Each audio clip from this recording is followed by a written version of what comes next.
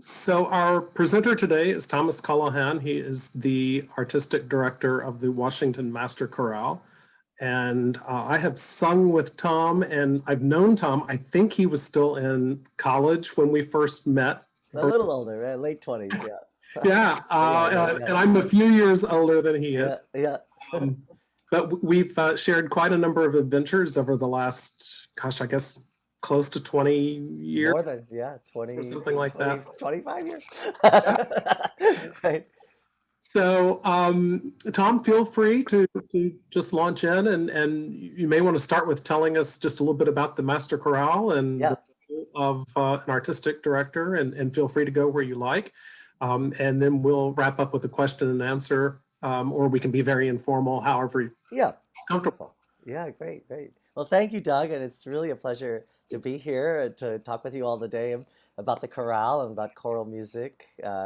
It's really my sort of great love. It's been my love for my whole life, and it's been an honor to be leading the Master Chorale for the last 10 years.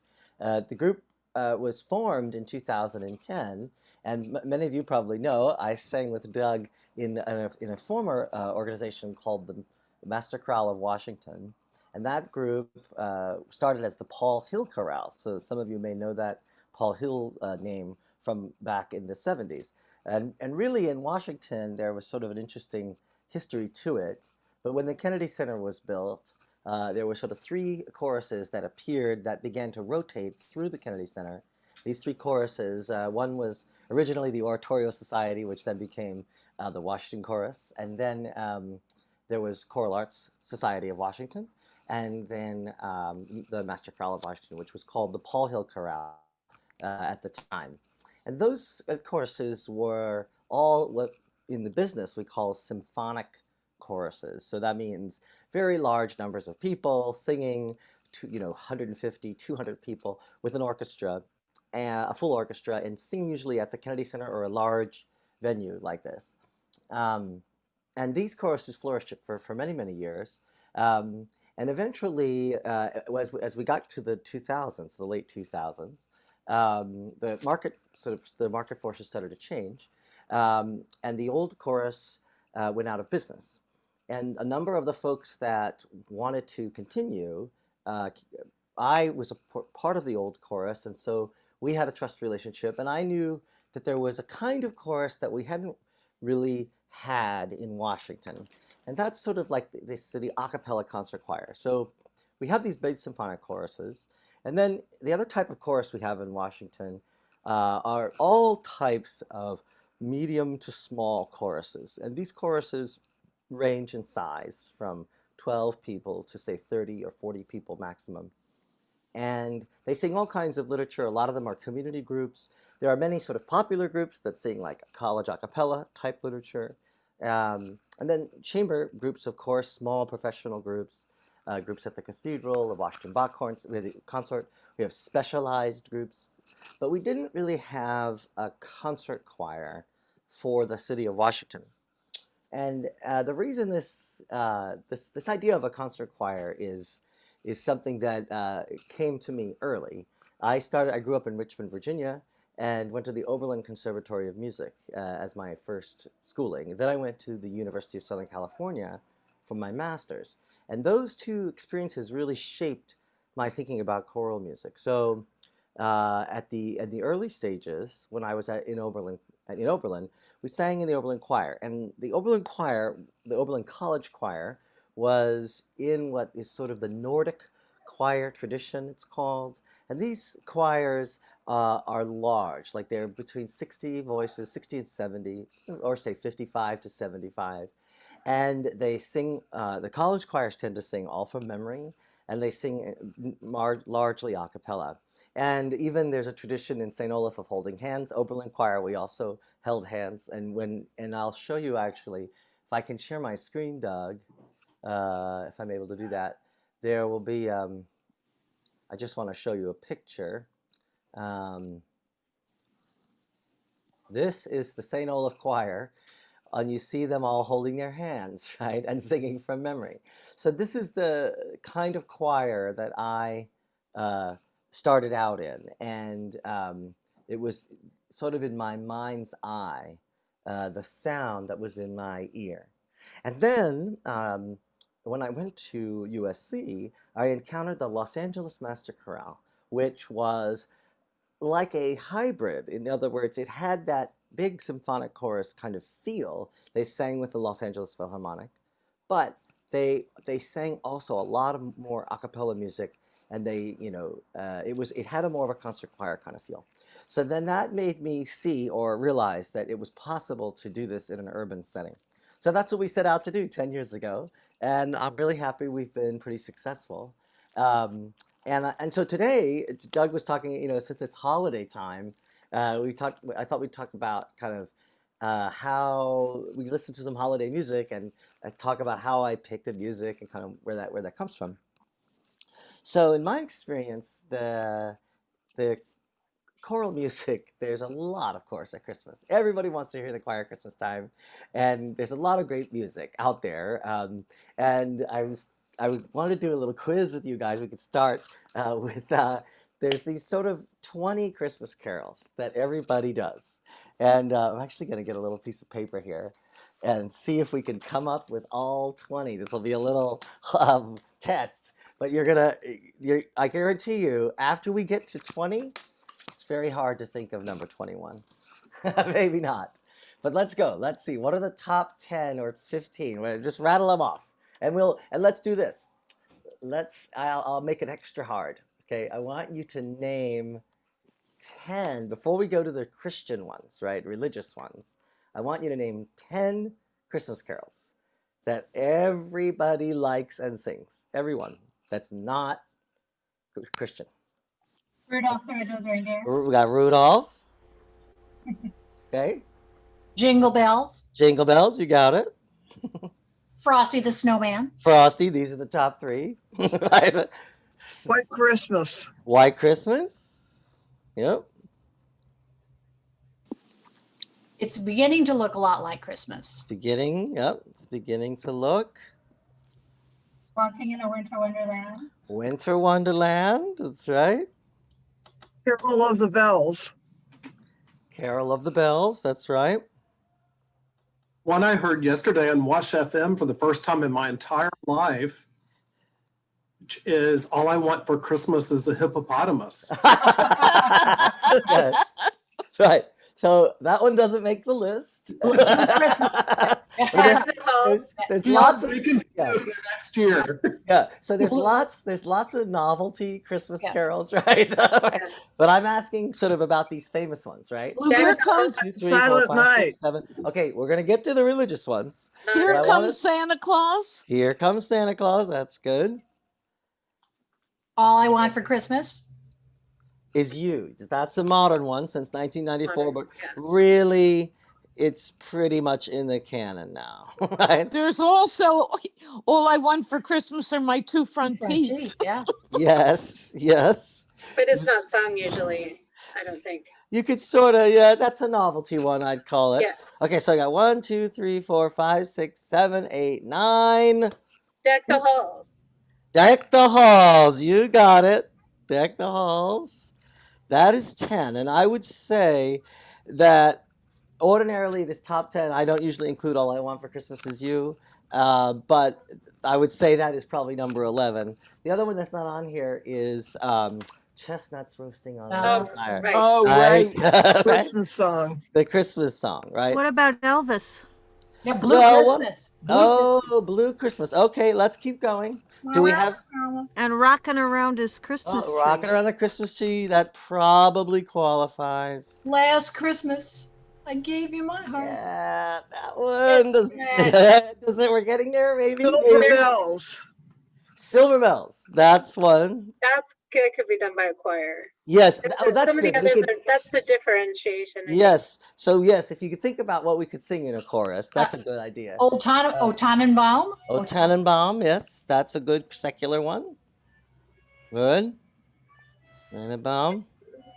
So we're getting close. Let's see. If Did you do the Oh Christmas Tree? That's O Tannenbaum, but English is Okay. But that's O Christmas Tree. Yeah. I'm not Christian, so it's hard to keep up. Well, these are not. But who said that? There's I did. Oh, But as sorry. but still, when we were children, these still counted as Christmas. All Abs- Christmas. Yes, is it? Oh, Jane, I guess what I'm saying is that these songs are not Christian, not a single one. I know, but I'm Right. saying that as not a Christian, we were not really encouraged to sing these songs. Yeah. Or pay much And- attention. Right. In other words, this. So basically, the way it always ends up falling, the two categories that end up getting done at Christmas are these Christmas songs that are not related to the Christian holiday, right? And that's kind of the point of this little exercise. So actually, we've got a good list here. I'm going to count. I'm going to exclude "Rocking Around the Christmas Tree" and "Blue Christmas," Okay. only because. Oh, you were saying you couldn't sing those. So I have a little dreidel. Yes, that's a Hanukkah song, right? Yeah. Also famous, right? But let's see. So 1, 2, 3, 4, 5, 6, 7, 8, 9, 10, 11. So we have 12, right? So 12 that we always hear. Now, let's talk about the Christian ones. What are the ones we always hear? Silent Night. Hallelujah. Yes, the Hallelujah chorus. Hmm. What Away else? in a manger. Away in a Manger. Oh, Hark little the town of herald. Bethlehem. Oh, Little Town. Good. Hark the herald angels sing. Hark. Yep. Silent Because night. we have heard on high. Angels. It's got Silent Night. Yep. So got Silent Night. Hallelujah. Away in a Manger. A Little Town of Bethlehem. Hark the herald angels sing. We Angels- forgot Little Drummer Boy. Oh, Little Drummer Boy. Yep. Could be with Oh, the yeah, there's a contest on Facebook about if you can avoid hearing it all season. Little Drummer Boy. Is it trying to Yeah. avoid Little Drummer Yeah. Boy? That's really funny. Okay, It's similar to that Seinfeld episode. All right, now we've got more though. There's a few more. Silent Night, Hallelujah Chorus, Away in a Manger, A Little Town, Hark the Herald Angels Sing, Angels We Have Heard on High, Little Drummer Boy. How The about King Wenceslas. Good King Wenceslas? We Three Kings. Kings, yeah. Right. What about God Rest You Merry Gentlemen? Oh, come all ye faithful. Oh Yeah. Come, The First Noel. All right. All right, we got Silent Night. Okay. Can we get to 20? Angels we have heard on high. We got that one. 1, 2, 3, 4, 5, 6, 7, 8, 9, 10, 11, 12. God rest ye merry gentlemen. We got that one. Bring a torch. Bring a torch, Jeanette Isabella. Okay. That's nice. I love that one. Beautiful. Okay, so far we have 25 Christmas carols. In the Total. in the bleak midwinter. My In the favorite. bleak. That's lovely. Oh, yeah, we sang that last year. Lo How a Rose is nice. Any more? Infant Holy. It's almost a little bit more sacred, but Oh, Holy Night. Oh Holy Night. There you Yeah. go. That's a good one. Yeah, we're talking blockbusters here. And that's a good choral one, too. Indeed, indeed, indeed. Well, if you're Now, taking, what child is this? Yes. We got what child is this already on the list? Oh. Isn't that funny? So very interesting, right? There are about 25 Christmas carols, secular and sacred combined. And we hear them over and over and over and over and over and over, right? And in all different versions. I mean, and there's a few, there's some movie soundtracks like the, more recently, like the Home Alone soundtrack and the Polar Express, which have become popular. But largely we use this repertory of 25 carols. And then you hear them sort of repackaged and rearranged over and over and over again at every holiday concert.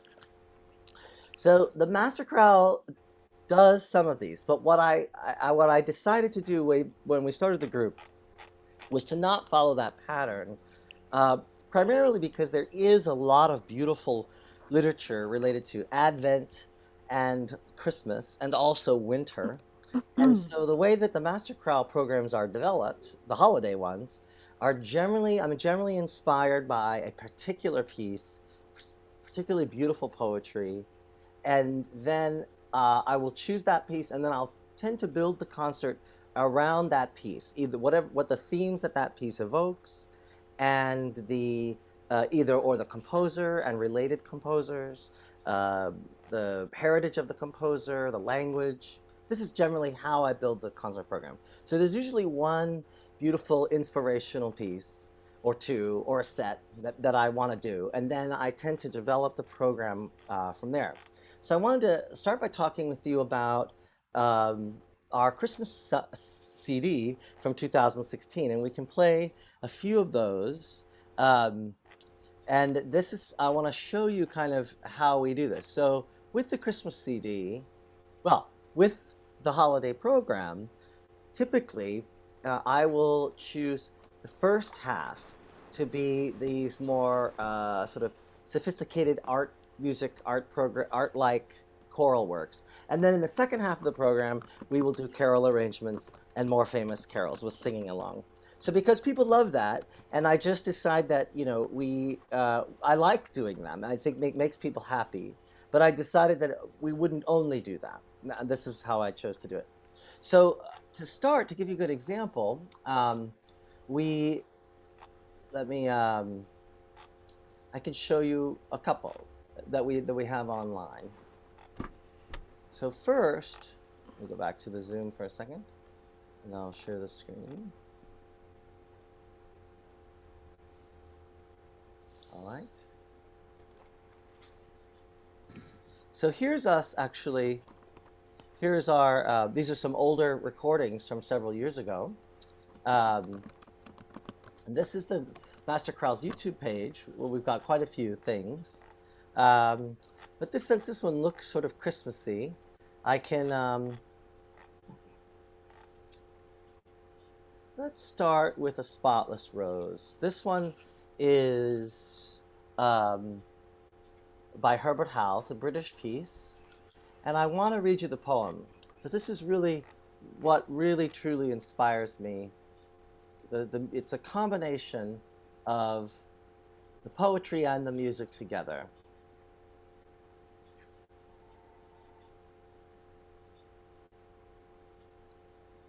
So,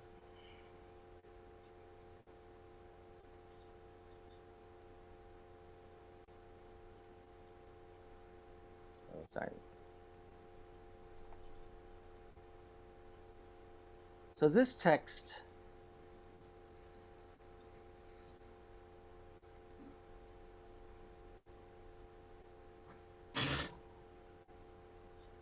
is by Catherine Winkworth.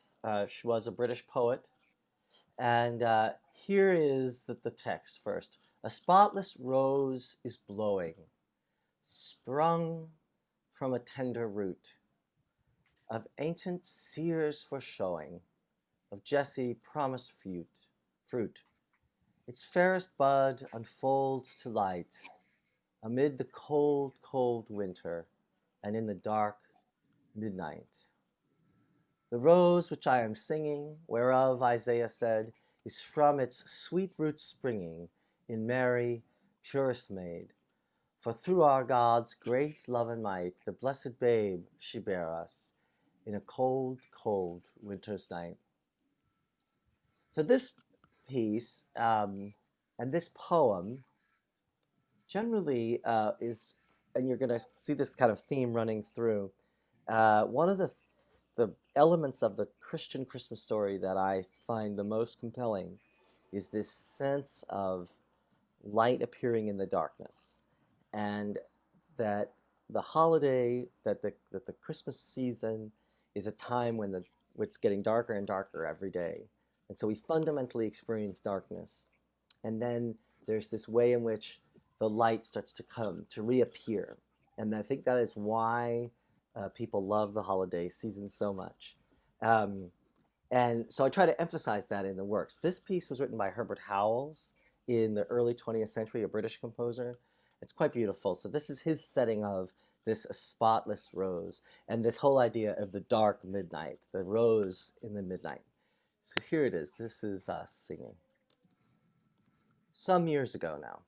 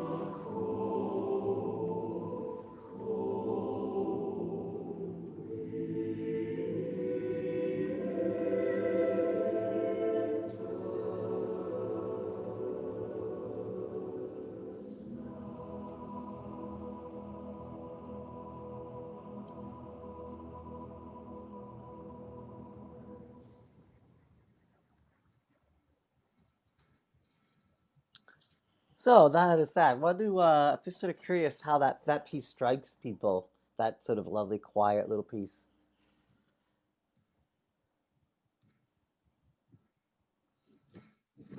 It's beautiful, and you all have such great stage presence. Oh, thank you, thank you. Yeah.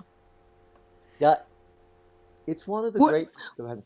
Where was that That's in the National. physically? Yeah, that's a good question. That's in the National City Christian Church, which is on Thomas Circle. That's where Lyndon Johnson used to go to church when he was president. And yes, it's a very beautiful church. Architect is John Russell Pope, same architect of the National Archives and several other famous buildings. No. So, oh, go ahead.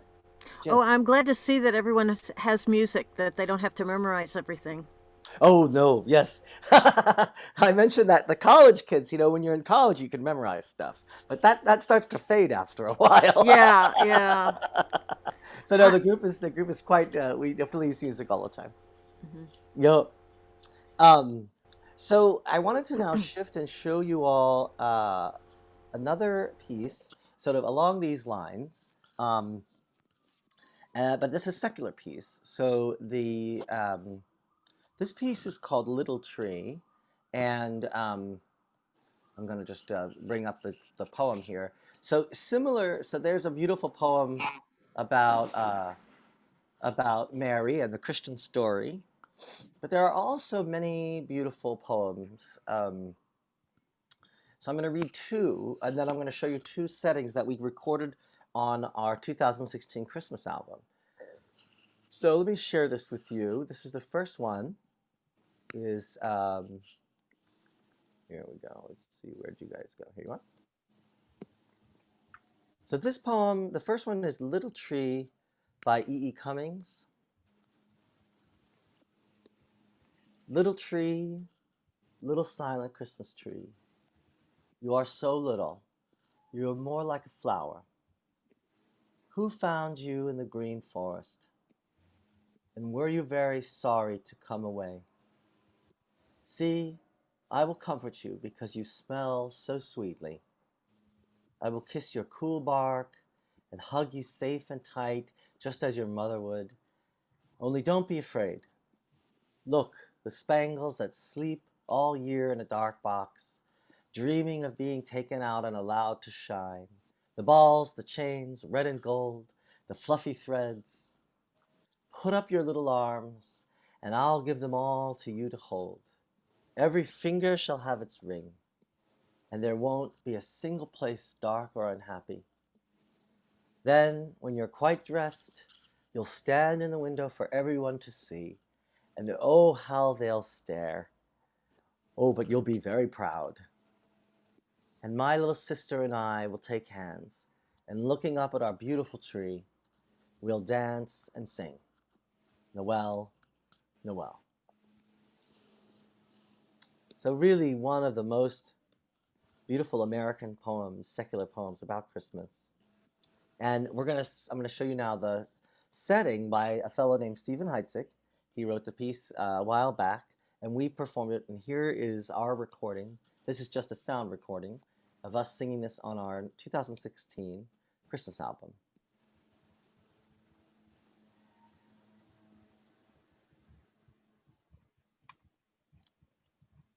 Find you guys again.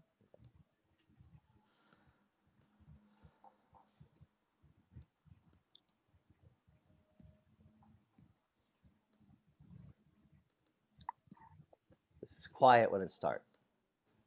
It's very quiet at the beginning.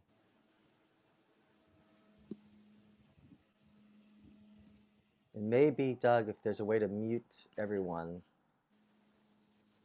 there's one little bit of extra noise. Here we go.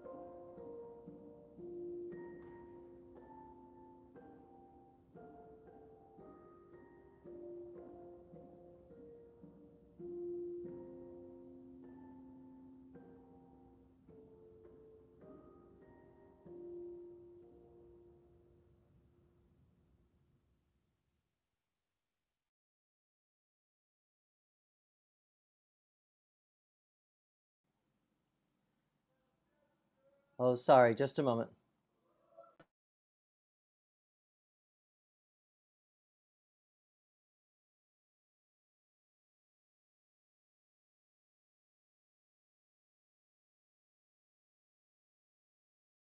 Okay, so did you all, I just want to make sure that it seemed like I was muted, but did you hear the computer?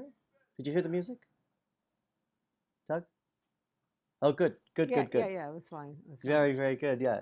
What did you hear? It's just a beautiful piece, and I've forgotten even how what was the beautiful ending? What was that imitating?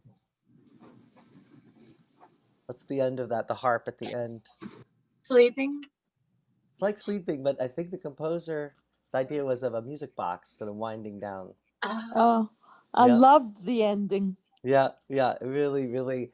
Just I had forgotten how the winding music box thing at the end, and I thought, oh, that's lovely. I haven't actually listened to this in a while.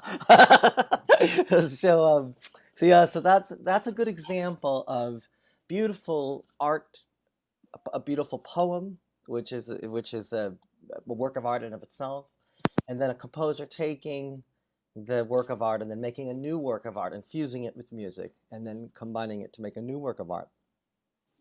So we have a couple more to listen to like that, but I wanted to play. I wanted to tell you a little bit about the other really important element of the Master Chorale, which is we commission new composers, new works every year. A big part of our um, a big part of our process and a big part of our mission is commissioning new works. And so when we did this piece, the same year that we did this piece, we commissioned a new piece by a composer, Russell Nadell. And that piece was called Early Winter Tree. And I want to give you the poem now. So give me just a moment here. Just going to find it.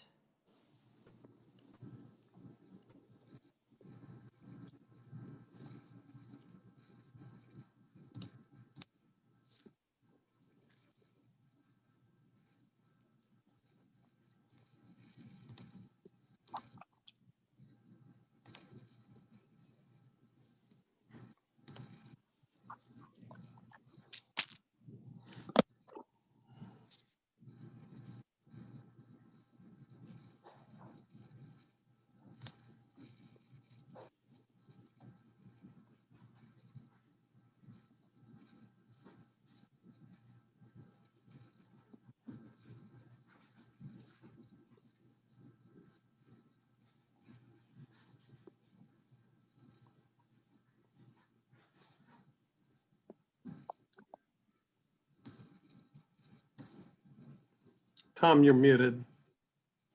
Sorry about that. So this poem is by Sarah Teasdale, and she was a poet, early 20th century, late 19th, early 20th century poet. And this is the poem, Early Winter Tree. One by one, like leaves from a tree, all my faiths have forsaken me. But the stars above me burn in white and delicate red, and beneath my feet, the earth brings the sturdy grass to birth. I, who was contented to be but a silken singing tree, but a rustle of delight in the wistful heart of night, I have lost the leaves that knew touch of rain and weight of dew. Blinded by a leafy crown, I looked neither up nor down, but the little leaves that die have left me room to see the sky. Now, for the first time, I know stars above and earth below. So a wonderful idea that just because you lose the flower, the many beautiful leaves of at the beginning of the season, that once all the leaves are gone, there's still beauty to behold in the sky and the earth. So this is Russell Nadell's Early Winter Tree that we recorded on our Christmas album. It's sort of as a pairing to the Little Tree.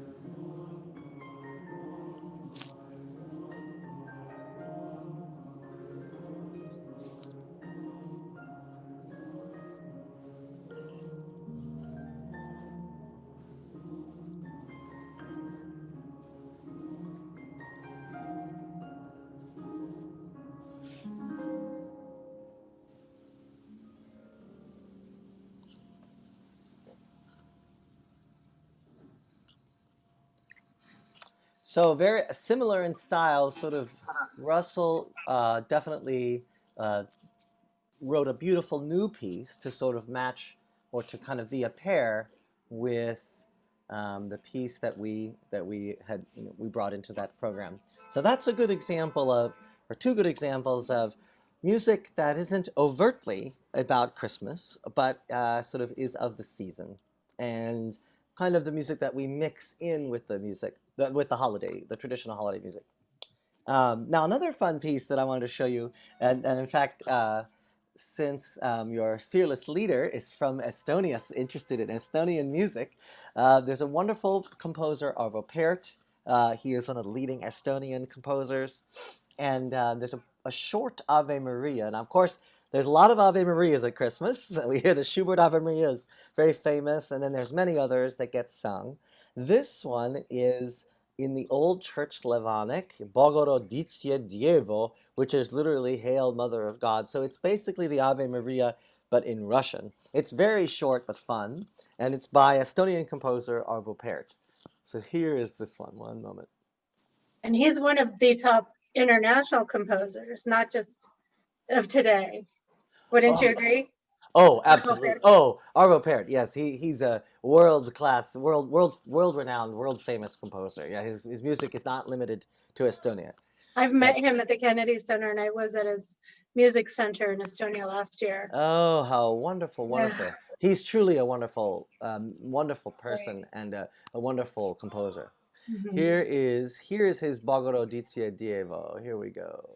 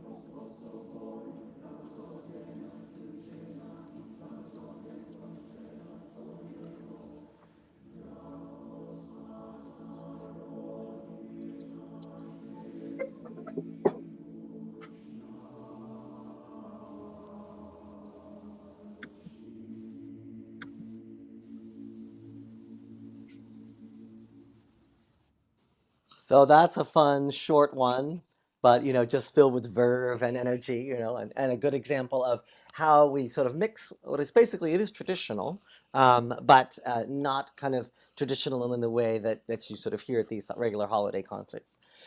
Since Doug mentioned In the Bleak Midwinter, we do have a nice recording of that on YouTube, and that's another famous one.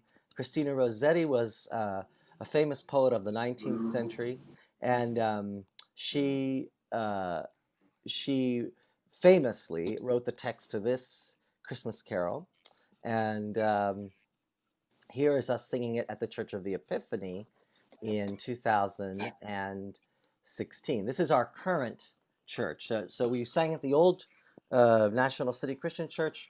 We sang there a while back, and now we're singing regularly at Church of the Epiphany. Here is, let me make sure I can zoom. Okay.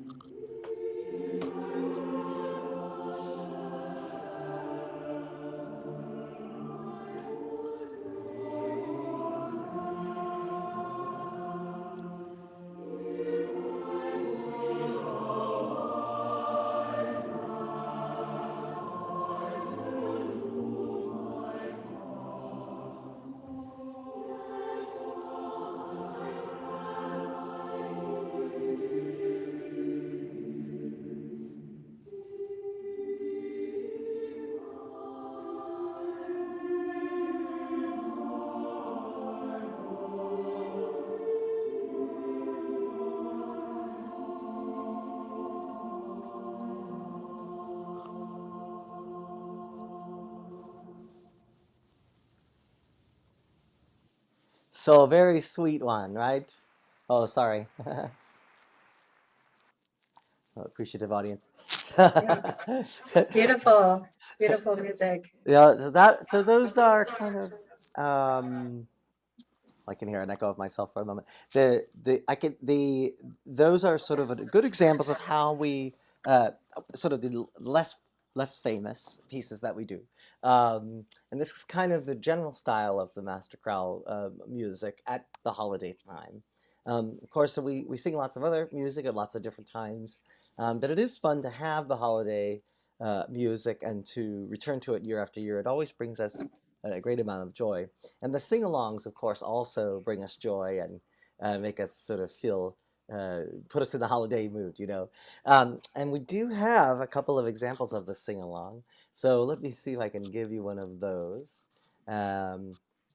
This is sort of, I'm looking to see if we have a, Yeah, our choir takes part in the Wolf Trap holiday sing along every year. We're on stage. that's Beyond- fantastic. Yes, yes, Yeah, yes. it's Let fun. me see. I might have a private one that I can share with you. We have one actually. Actually, no, I think we have one on the album that does have the audience singing along. So let me see if I can go to that. Let's see here. Let's see what this one is. Let me.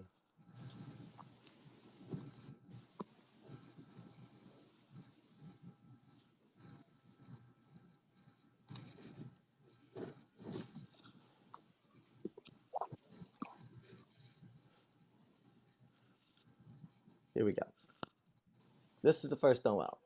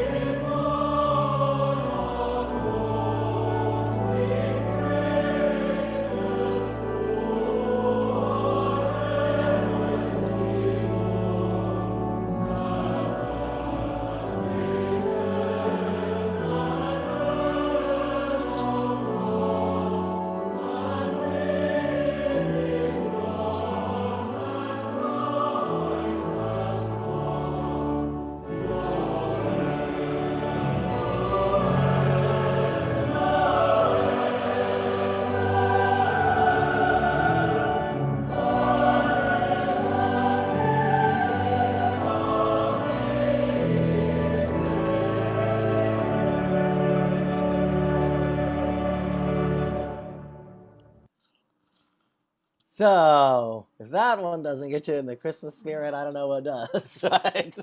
Because it's kind of, it's amazing how the familiarity of the carols really brings the holiday to mind, especially the very familiar ones. Now, a couple of you mentioned in your list of the blockbusters, we had God Rest Ye and O Tannenbaum, and we have both of those. So we'll take a listen to those, and then we can maybe have a little time for questions and see what else we have to talk about. So here is, this is God Rest Ye Merry Gentlemen. Wait a second.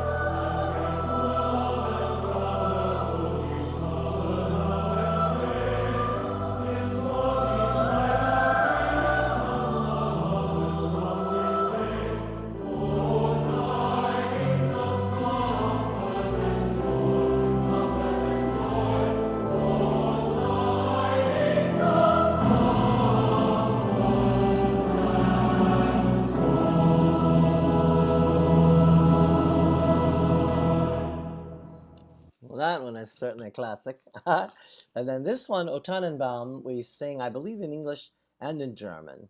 And actually, this Lo How a Rose, we did these as a pair, where we sang in German and then in English. And these are both quite beautiful and familiar. When you hear Lo How a Rose, if you don't quite remember it, you'll be like, oh yeah, that's one.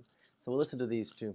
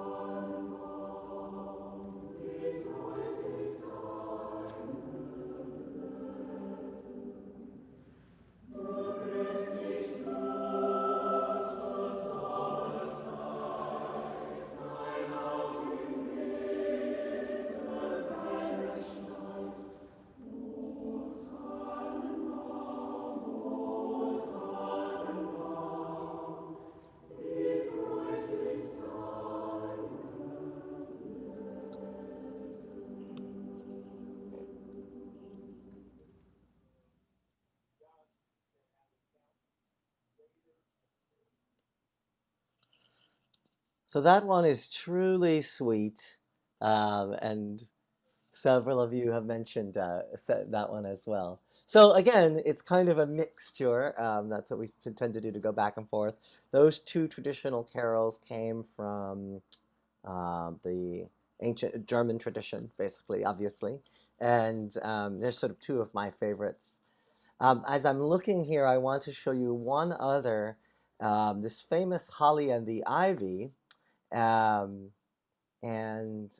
it is a famous carol, "The Holly and the Ivy, when they are both full grown," is kind of the famous one.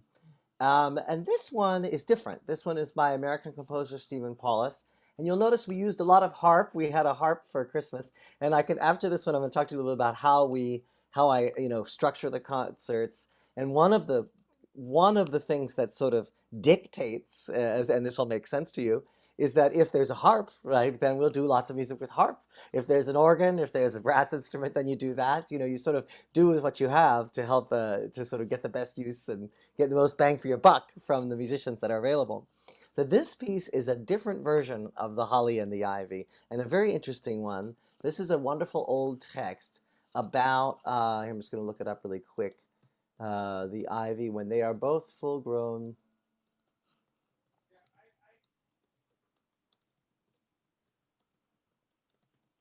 It's a wonderful text that probably is from, here I can just briefly tell you. It's an ancient text, sort of a sort of traditional Christmas carol.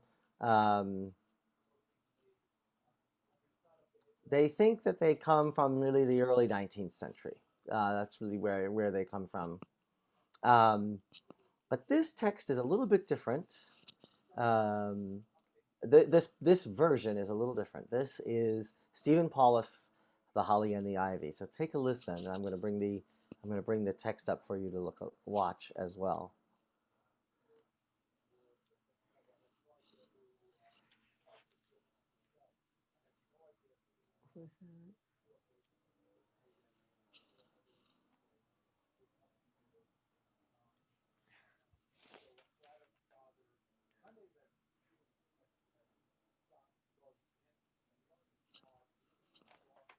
Oh my gosh, I'm sorry, everybody. Just a moment. Here we go. Okay.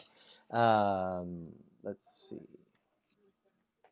And this has a beautiful oboe in it. Stephen Key is our oboist.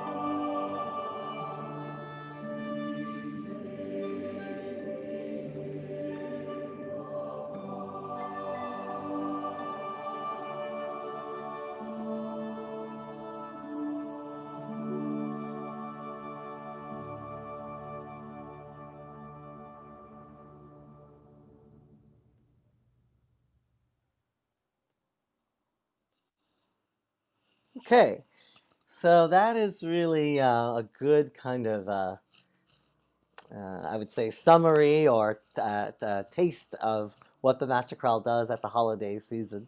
And of course, we do have a lot of other literature, but I wanted to see if you wanted to talk a little bit about or ask questions about how the choir and how it's run and everything, kind of how we do it.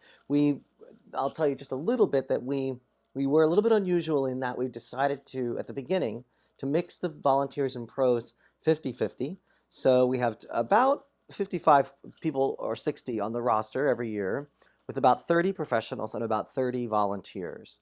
And that mix pretty much stays the same. Whenever I do a small group, I try to mix it with professionals and pros. It's roughly the same, or sometimes it's 2/3, 1/3. But this way we get this sort of rich sound, a full choir sound, but we get all the sort of speed and excellence that comes from working with the professionals. We rehearse on Monday nights when no COVID times. We've rehearsed actually on all the nights, Mondays, Tuesdays, and Wednesdays. Recently, it's been Wednesdays. We tend to have fewer rehearsals. It's not like a weekly thing, although it used to be more so. But now we tend to have a kind of a cluster of rehearsals, about 4 or 5, usually before concert. And then we have maybe 2 dress rehearsals. So usually the total is, these days it's only about 2 or 3 before we have to go into the church. So pretty fast pace of learning. And we present the 3 programs a year. We actually, I'm going to ask Doug, we do have our holiday concert coming up. So what we've done for since the pandemic is that we've managed to film the chamber singers, and they're distanced with masks. And then we have a virtual choir, which many of you have seen different versions of. And the virtual choir there's some confusion in the general community. It's not Zoom. It looks like Zoom, but it's not Zoom. It's a technology that requires an engineer. You pre-record your message and singing, and then the engineers mix it all together. And usually there's a guide track which makes the thing a little more musical. But Zoom, you cannot sing on Zoom because of the internet latency problem. And it's funny because when a bunch of us went to do some research about how to solve the problem of internet latency, and could we possibly all sing, on Zoom all at once. And it's funny, but when you get down to the brass tacks of it, it's physics, and you can't defy the law of physics. And it fundamentally has to do with the speed of light. So just a little sidetrack here, but if someone is in Hawaii, right, it takes light about 2 seconds to travel from Hawaii. I think there's some distance, all the way to New York, right? The light has to take a certain amount of time. So certainly if light takes that long, a sound file or a sound link is going to take a little longer, right? Now, actually, in a single metropolitan area, you can do it. It starts to get to the point. Singers can make music up to 30 seconds behind each other, up to 30 seconds. But after 30 seconds, it's pretty much impossible. And that's the problem with Zoom. So the virtual choir thing is the solution. And what Master Chorale is doing is presenting our concerts. And we'd love for you, of course, for you to come to them. We can talk more about that. But there'll be a link. You can buy a ticket. And then the program is a pre-recorded program of virtual choir singing, some archive recordings like you've seen today, and some new music that's been recorded in the church with the masks and socially distant. So you're singing in the church with masks? Mm-hmm. It actually worked. Yeah. Only about 11 of us. And we had ventilators, we had our air purifier, we took breaks every 30 minutes. It was really quite an undertaking, but it worked. Standing apart, really far apart. Yeah, we more than 6 feet. We used like 15 feet, and we basically, the way the choir is not in an arc, everybody's standing sort of in a, sort of like this. So basically, if you're singing this way, there's sort of nobody in front of you in that sort of plume of cloud. But everyone got a coronavirus test before. So we did it 3 times. And it worked. Nobody got sick. We took enough precautions, and now all the recordings are done. And we of course allowed everybody in the organization to opt out of it if they wanted to. So because some people have pre-existing conditions, or their partners do, or families. So we basically just told everybody what the plan was, and we had enough interest from the professional corps. And let's be honest, a lot of it was the younger professional corps that have fewer exposure to older folks, basically, so who have to be more protected. So that's how we did it for this season, and actually I'm relatively pleased with the results. Of course, I miss everybody, seeing everyone in person, and the choir misses each other. And we miss the audience very much. We miss all of you together. But that's how we're doing it this year, and we're pleased, and I feel like we're getting the mission accomplished, and we're lifting people's spirits. So that feels good. So Yeah. love to hear more questions from you guys. Yeah, you said that you can sing through Zoom if there's a within 30-second delay. Yeah, well, I'm speaking very broadly. What they're saying is that no, musicians can, with a 30-second, 18, it's between 20 seconds or so, you can sing together. But the Zoom can compensate for that. But you can't really make music beyond 30 seconds. So, in other words, if I like conduct right now and you try to sing, it has to do with, I might have the number wrong. Don't quote me on that, Lisa. Maybe it's 1/30th of a second, I would think, because my choir tried to sing together and it just was so unpleasant to even No, try. it's a disaster. It might be one. I can look up for you. And- There's a very interesting online video Mhm. that summarizes this whole phenomena, and I'm quoting from it, and I'm sure you might be right. It might be a 30th of a 1/30th. it might I be a think it 30th is. of a second, or yeah, exactly. It has something to do with And we've tried to have musical events with just the performer performing from home and playing on Zoom, and they sounded awful. Yes. And they normally sound fantastic in person. Yes. And then, but I have another musician who's going to do our New Year's Eve thing, and he's been doing a lot of Zoom music. He used to teach music at Catholic. I don't know if you know Richard Miller, Brazilian Latin jazz. Yeah. And yeah, he said Zoom has dramatically improved things for musicians just recently, and you have to download. You have to go to their site and download for the musical side. The people listening should too, but it's more important for the musicians to have the most updated. He said they've dramatically improved it. So I have the updated Zoom, the Zoom updates that include optimized for music, and so Zoom has made improvements. But what we do with Master Chorale, and when you're paying for a concert, we pre-record a high quality digital recording, and then we upload it to Vimeo or YouTube. You can do it to YouTube. But the point is, you're hearing a very high quality audio and video that is not being filtered through a video conferencing application, which is what we're dealing with. Even with Zoom's improvements, you're still dealing with a bunch of audio filters that are corrupting or diminishing the sound a little bit. Whereas if, for example, you had your musician, if he was digitally recorded with a high quality microphone, and then you played it afterwards, it wouldn't be live, but you would get a much higher quality and steady stream, which is what we do for the concerts. That's what we're doing. Does anybody else? Oh, go ahead. Well, go ahead, Lisa. Any? Oh no, I'm just agreeing with you. I mean, because I had other people suggest other musicians. I said I wouldn't trust anyone else to do this. I've seen him do it already, with good sound, but most people don't know how to do music. Precisely. Yeah, it really has to be. It has to be done ideally ahead of time, not through Zoom, and then you can upload the video and watch. You can have a Zoom call and then switch over, as we have been doing, like switching over and listening to high quality digital recording. Did you all, for example, did you feel a little bit of a corruption in the sound just now? No, it sounded good. Sounded clear? Yes. Yeah, so that's basically the way to do it. Is based some other platform where it's not where the music isn't being filtered through Zoom. Right. When is the concert? The program is going to be aired on December 18th, which is Friday, and it's going to be available 18, 19, and 20. And we can ask Doug to send you all the link so you can click I'd love on it. Yeah. Actually, I put the website in the chat.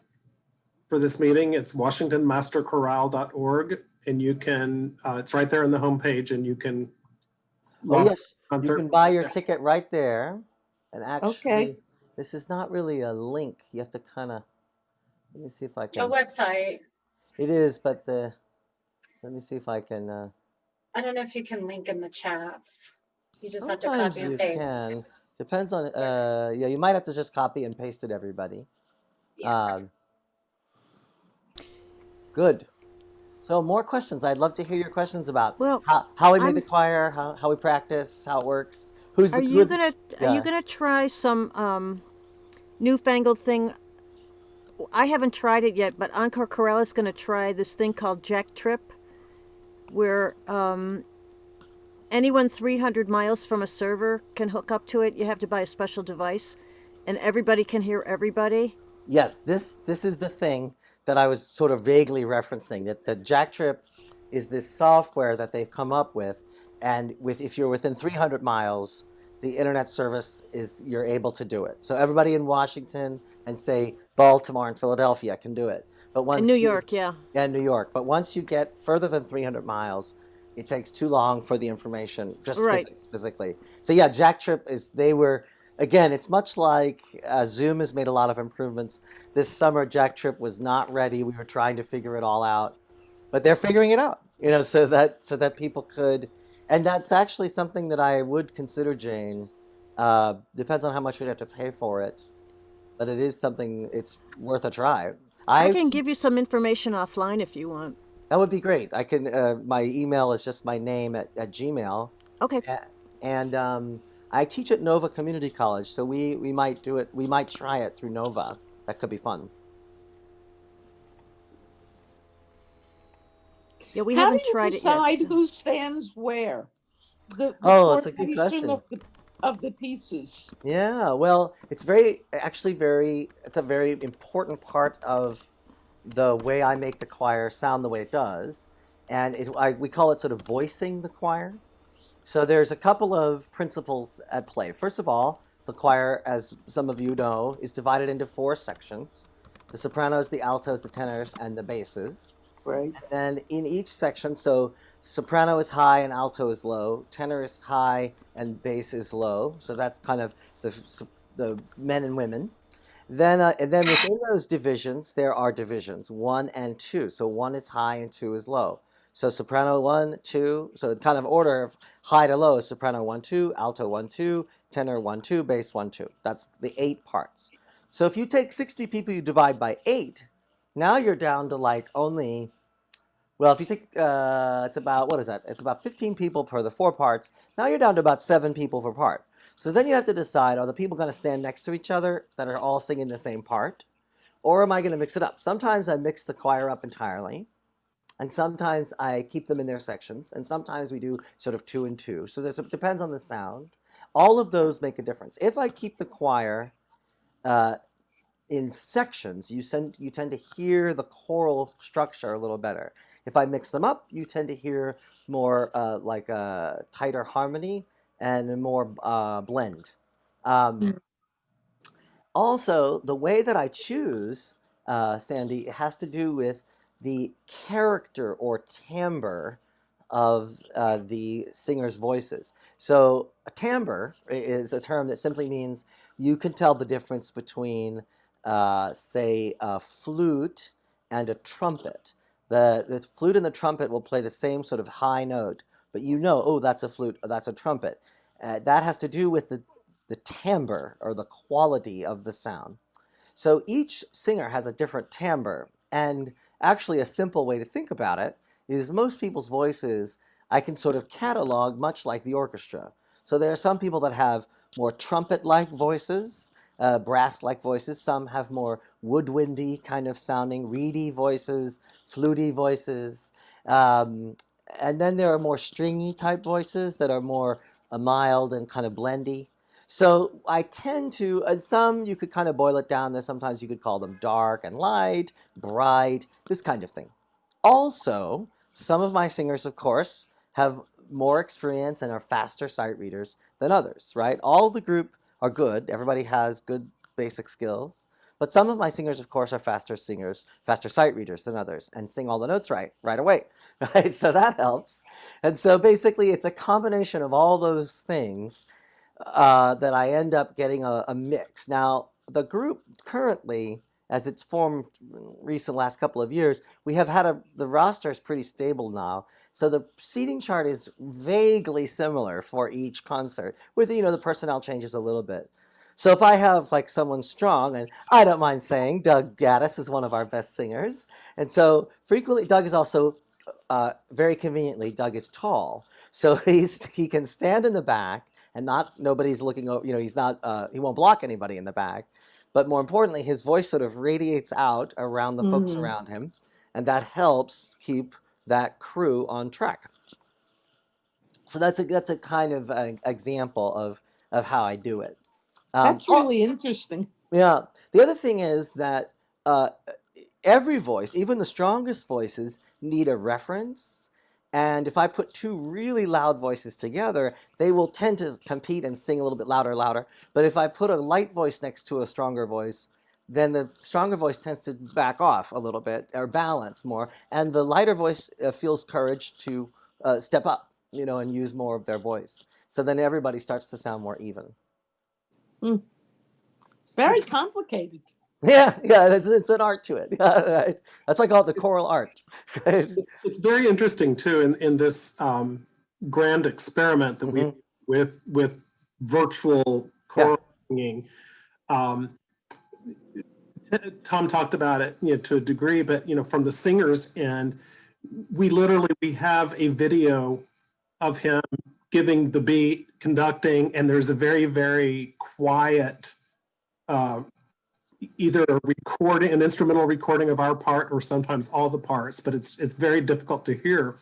So you're balancing this screen that you're watching with your other device that you have your video turned on. Yeah. Then you're worried about getting the light right. And if you wear glasses and then the light is in your glasses and that's shining back and it looks like, you remember how the eyes for Little Orphan Annie were? The white circles, yeah. And, and where you do it, I happen to go into the bathroom and shut the doors because that's just the best place to try to get sound. But it's an incredibly humbling experience when you're used to singing in a chorus or with an orchestra.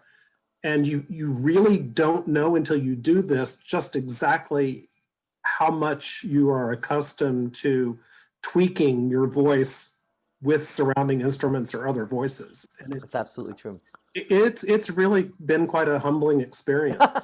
Well, and the other thing that's important for everybody who's recording themselves is that in a choir, the fundamental thing of choir is singing and then being allowed to take a pause or a brief breath or or if there's this tiny imperfection, it's all right because there's all the other around you. And so it's more natural. It's more like the real world. In a recording, inevitably, when you play back your own recording, all you hear is that whole series of imperfections. I mean, you might, you forget, but you just hear your own mistakes. And you don't have, that's not happening in real life in a regular choral setting. Now, the other thing that happens when the virtual choir is put together is that the engineer does what the choir does naturally in person, the engineer does, which is the engineer will actually draw down or cover over the little mistakes that the choristers make. So that the sound that comes, or the instrumentalist or whatever, so that the sound that comes out is a nice round and even sound.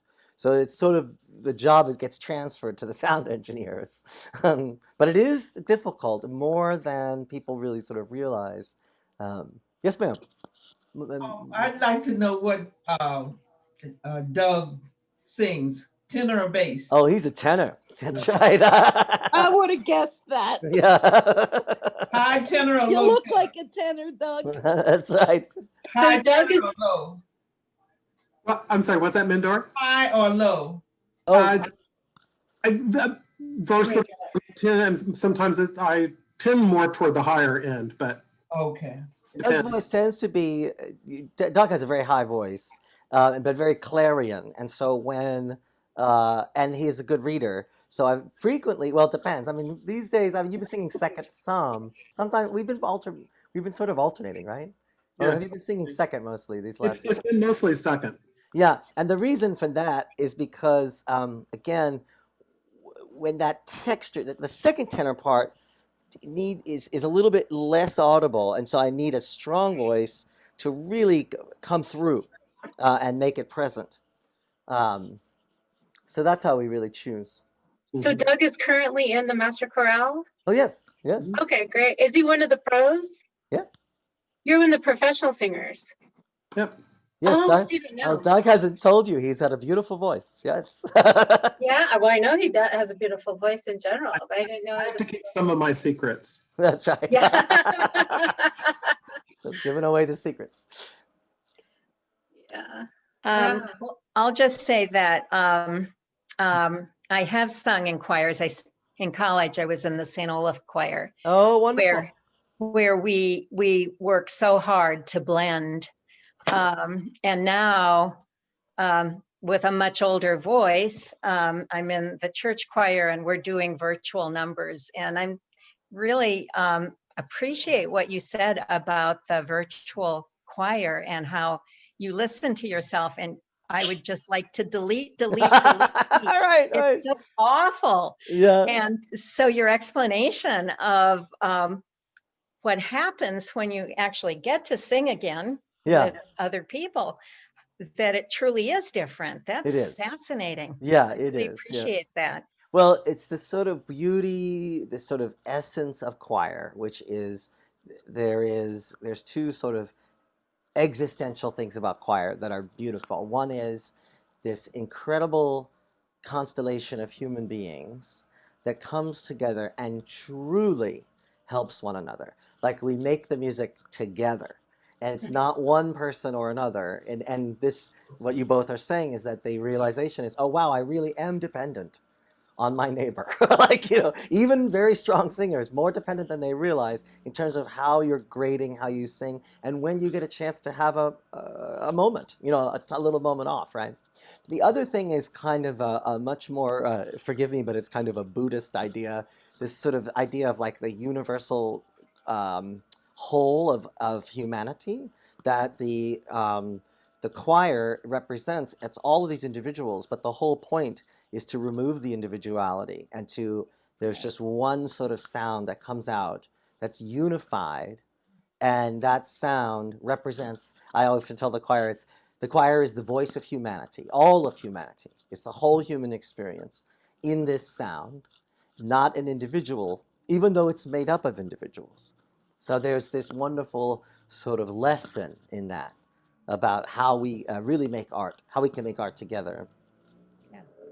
That's wonderful.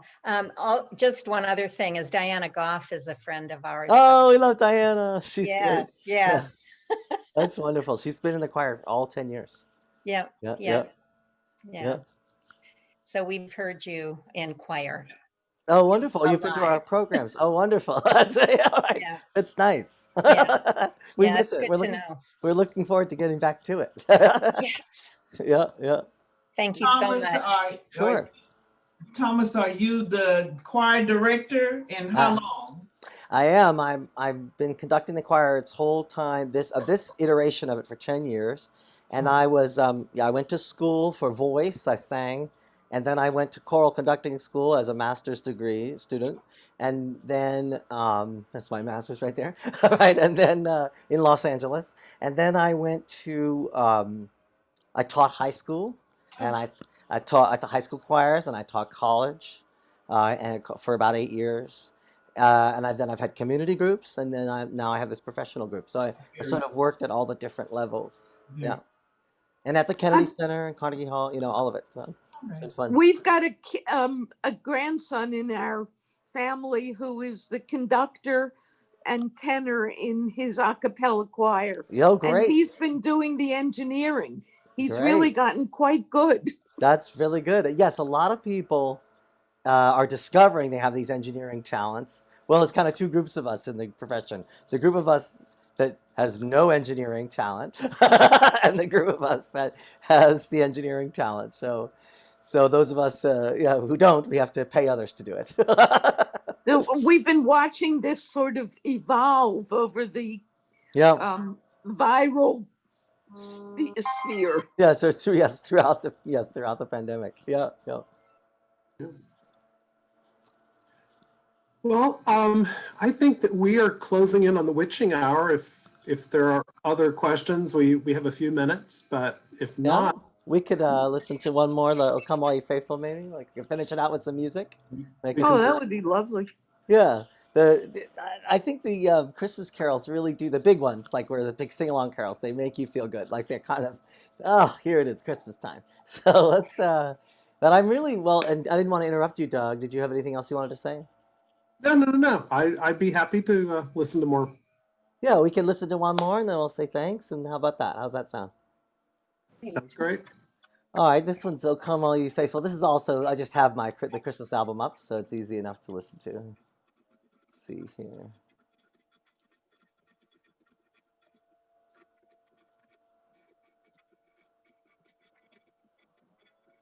Is this the Wilcox? It is the Wilcox. Actually, wait a minute, I don't seem to have it here.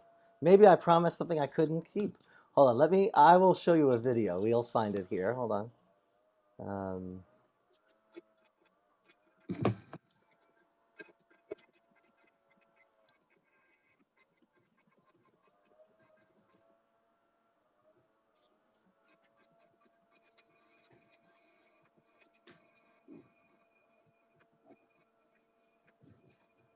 This is an archive recording.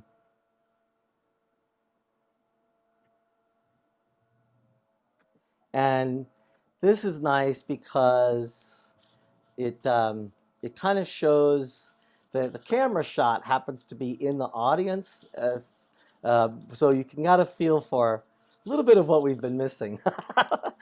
And it's fun. Let's see. Hold on.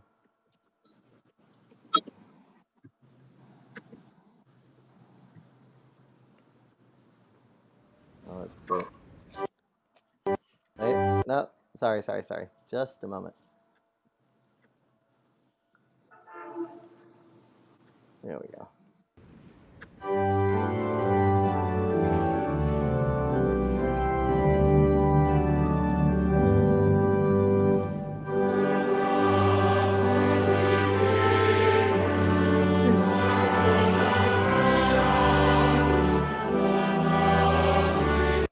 Oh, sorry, everyone. Let me see if I can. Let me see. We'll back it up just a little bit.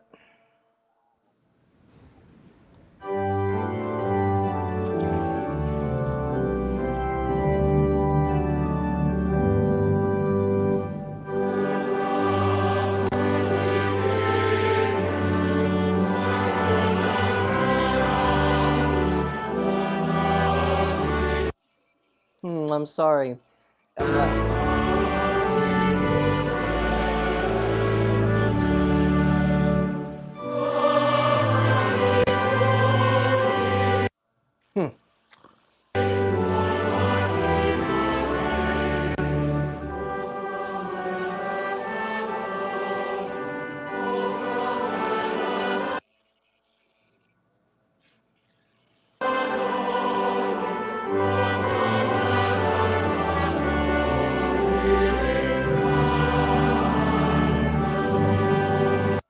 All right, 1 second. I'll tell you what I'm going to do. This actually is a good demonstration of the problem with the internet. So if you'll give me just 1 second, I have